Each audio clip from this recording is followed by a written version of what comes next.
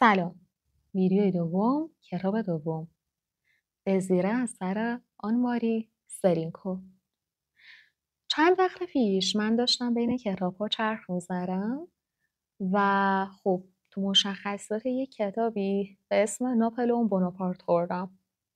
همیشه راجع به این شخص شنیده بودم ولی اطلاعات دقیقی از اینکه کی بود، چیکار کرد، تو چه برهه‌ای از تاریخ بوده و خب چرا انقدر اسمش ماندگاره، اطلاعات دقیقی نداشتم.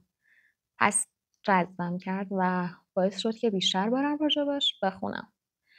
ام، راجب این کتاب من خیلی جاها که نگاه میکردم به عنوان یک کتاب عاشقانه شناخته میشه، ولی خب این رمان کلاسیک در وهله اول به نظر من تاریخیه، چرا که تاریخ اروپا و در کل میشه گفت آره قسمت مهمی از تاریخ اروپا رو روایت میکنه، به ویژه تاریخ فرانسه رو، چرا که داستانش بعد از انقلاب فرانسه شکل میگیره. و میدونین چی برای من همیشه با اینکه هر بار با این موضوع روبرو میشم ولی هر بار به چشمم میاد اون دوران ملتهب و پرآشوب و به قول معروف اینطوری که هر کی زورش بیشتره حرفش برو داره. خب و جون آدم‌ها خیلی زود میتونه با حرف یک انسان از بین بره و بعد از انقلاب فرانسه که به امید آزادی این اتفاق میفته شاهد این هستیم. اینطوری که اگر شما داستان رو شروع بکنید با کلمه گیوتین اوایل داستان خیلی زیاد روبرو میشین که سرها زیر گیوتین میرفت و یه همچین اتفاقاتی.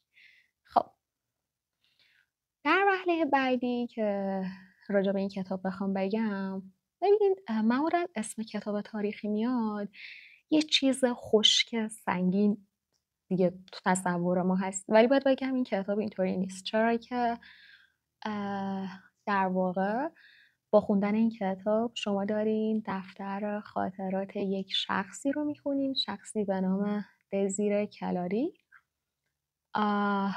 که خب پس شما از دریچه نگاه این شخص دارین تاریخ رو میخونین، پس لطیفتر، ملموستر و انسانیتر و در کل خب تا جایی که یادمه از اوایل دهه 1790 تا یه دقیقه ببینم تا اوایل دهه 1820 رو شامل میشه. و خب جذابیت دیگه ای که این کتاب داره، ببینید خب این کتاب بر اساس واقعیته، راجع به شخصیه که بعدها ملکه 2 تا از کشورهای اروپایی میشه و بر اساس واقعیت و انتظار نداریم که خیلی جزئیات زیادی راجع به چنین اشخاص بزرگی در دسترس باشه. اینکه به عنوان مثل بقیه رمان‌ها که یک داستان پیوسته با تمام جزئیات موجود باشه، پس این رمان از این لحاظ خوبه. میگم مثل رمان برباد رفته که با هم مرورش کردیم نیست و نمیتونه باشه به اقتضای موضوعی که داره، ولی خب باید بگم که جذابه. و جذابیت دیگه که این رمان برای من داشت حضور بتهوون بود. شاید باورتون نشه ولی من نمیدونستم که بتهوون کر بود و اینطور بودم که واو. و خیلی مشتاق شدم که برم بیشتر راجع به بتهوون بخونم. و اینو بگم من بعد از اینکه این کتاب رو تموم کردم رفته بودم داشتم راجع به تاریخ، حالا نمیخوام اسپویلش کنم، راجع به تاریخ 2 تا کشور میخوندم که تا الان چطوری شده، چه اتفاقاتی افتاده و از این نظر جذاب بود. خب من معمولا کاری که میکنم کتاب صوتی کتابایی که میخونم هم پیش میبرم. تو این موردم کتاب صوتی که آبانامه منتشر کرده رو با صدای خانم شیما درخشش پیش بردم و ترجمه‌ای که خوندم ترجمه آقای کیوان عبیدی آشتیانی بود. ترجمه روانی بود، من کاملا تونستم ارتباط برقرار کنم و خب حالا بریم سراغ موضوع کتاب. داستان بعد انقلاب فرانسه شکل میگیره و مربوط به جنگ‌های ناپلئونی و در واقع تغییر و تحولاتی که توی اروپا شکل میگیره هست. برناردین اوژنی دزیره کلاری دختر یه تاجر ابریشم تو مارسی فرانسه که وضعیت خوبی داشتن از لحاظ مالی و در اون محیطی که زندگی میکردن در واقع همون جاییه که با خانواده بوناپارتا آشنا میشن.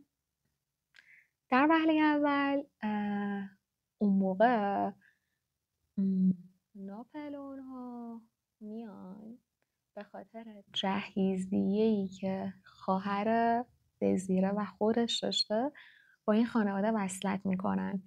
یعنی اساس ازدواجشون پول و در واقع میتونم بگم جاه طلبیشون بوده. راجع به بوناپارتا خانواده‌ای بودن که خب تعدادشون زیاد بود، خواهر برادر زیاد بودن، فقیر بودن و ناپلئون بوناپارت که افسر بوده، افسر به شدت جاه طلب. و شما در طول رمان کاملا متوجه این جاه طلبی میشین.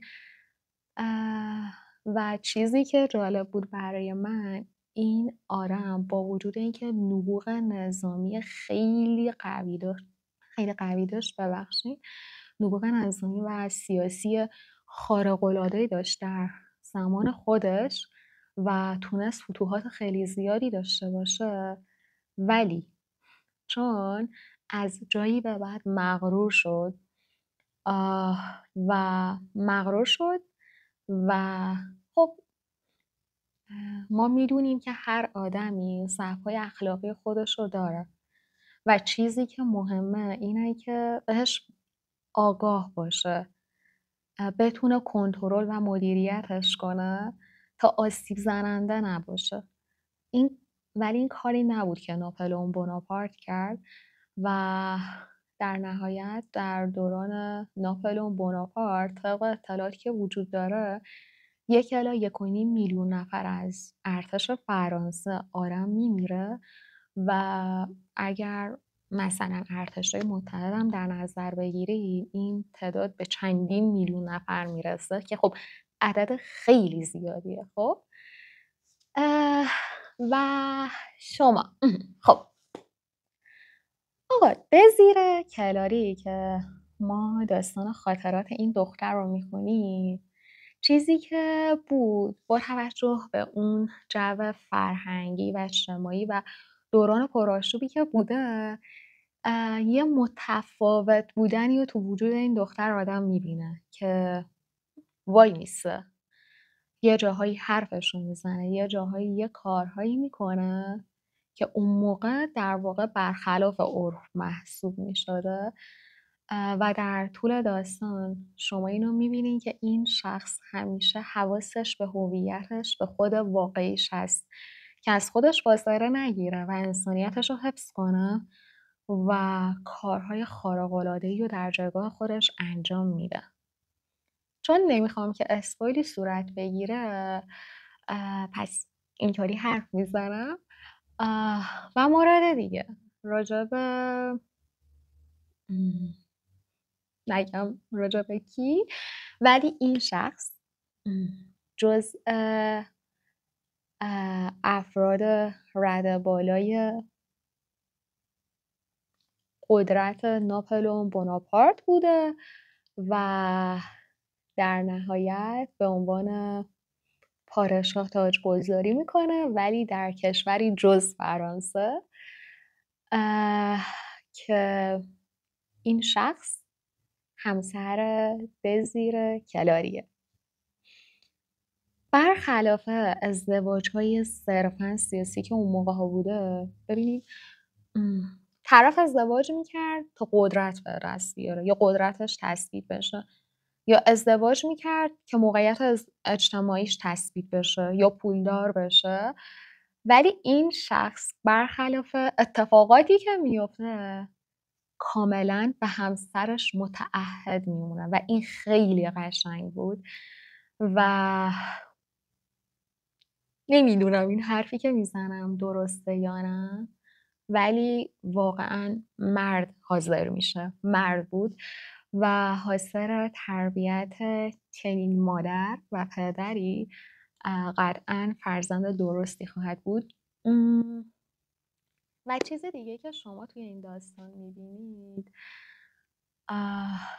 این بود که حتی آدم‌های خوبی که به خاطر جمهوری و آزادی تلاش میکنن به معنای واقعی کلمه و کاملا بهش معتقدن، وقتی در جایگاه قدرت قرار میگیرن یه جاهایی میان این حق رو از مردم میگیرن که خب اگر این آزادی داده بشه اینا هم انقلاب میکنن، من قدرتم رو از دست میدم، من جایگاهم رو از دست میدم.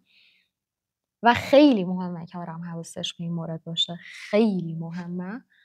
و توی شهر مارسی که دزیره کلاری و ناپلئون بوناپارت با هم آشنا میشن، عشقی بین این دو نفر شکل میگیره که تا آخرین لحظه کتاب در بک‌گراند داستان این یک جورهای خودش رو نشون میده. خب حضور داره، حالا تأثیر مثبت یا منفیش رو کاری ندارم، ولی حضور داره. این که یک سری احساسات یک جاهای خودش رو نشون میدن که آدم انتظارشون نداره و این آشنایی این دو نفر سرنوشت خیلی ها رو تغییر میده، خیلی از آدم ها رو تغییر میده سرنوشتشون. و برای من این خودش خیلی توجه همو جلب کرد که انتخاب های یک انسان چطور میتونه که تو زندگی چندین و چند میلیون انسان تاثیر بگذاره. بذاره. خب پس چی شد؟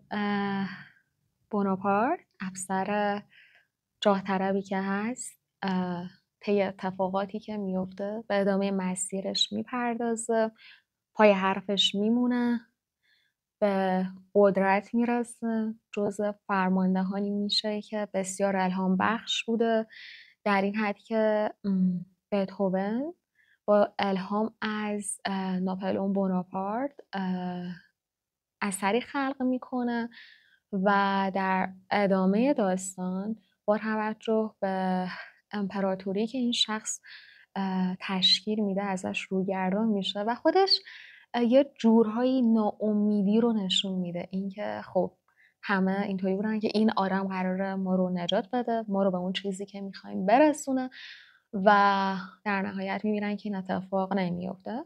پس خلاصه شما میبینین که چه اتفاقاتی توی فرانسه میفته، شما قراره ببینید که توی جنگ ها و نقش روسیه برای من خیلی جالب بود. نمیدونم تقریبا خیلی جاها هست این کشور و چقدر اتفاقات وحشتناکی توی جنگ میفته، در این حد که یکی مجبور بشه نمیدونم گوشت اسب یخزده رو بخوره یا گوشت هم نوع یخزدهش رو بخوره که فقط زنده بمونه. ولی خب انقدر عمیق شما با این داستان روبرو نمیشین، صرفا میشنوینش و در نهایت توصیه میکنم که بخونیدش، لذت ببرین. خوندن تاریخ خیلی قشنگه اگر با ادبیات درستش باشه که خیلی قشنگتره و میتونید با خیلی چیزها مقایسهش کنید. وقتی خبرهای مختلفی رو میشنوید یکم مقایسه کنید، تطابق بدید و همین. امیدوارم که خوشتون اومده باشه، لذت ببرین از این کتاب و باز اگر سوالی بود من در خدمتتون هستم، تو کامنت ها بپرسین و همین. مرسی که تا الان همراه من بودین.